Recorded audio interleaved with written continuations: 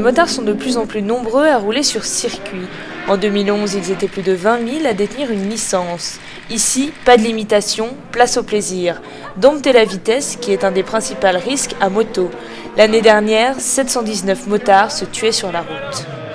C'est comme un entraînement de rouler sur piste, donc quand on s'entraîne avec son véhicule, forcément on est plus à l'aise avec, et en cas de danger, on aura une meilleure réaction. Ce qui est important sur route, c'est de rouler, on va dire, d'être prudent.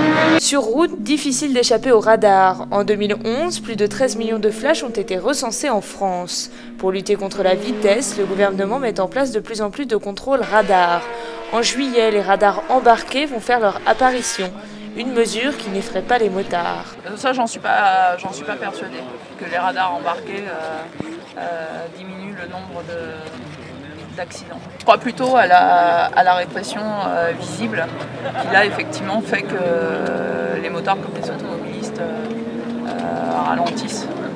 Le second facteur mortel pour les deux roues, l'alcool. En 2011, il était responsable d'un accident de moto sur 5. C'est pour cette raison que chaque véhicule devra contenir un éthylotest à partir de juillet. Encore une mesure qui désespère les motards. Ça peut peut-être raisonner certaines personnes, mais après on sait très bien que ceux qui prennent la route en ayant un peu de l'alcool dans le sang, c'est souvent ceux qui se croient un peu supérieurs aux autres. Et qu'ils ont l'éthylotest, ils ne l'utiliseront jamais, ils resteront en train de périmer dans le coffre.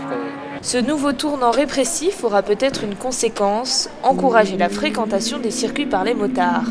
Peut-être le dernier endroit où l'on pourra se défouler sans risque, sans se blesser et surtout sans perdre son permis.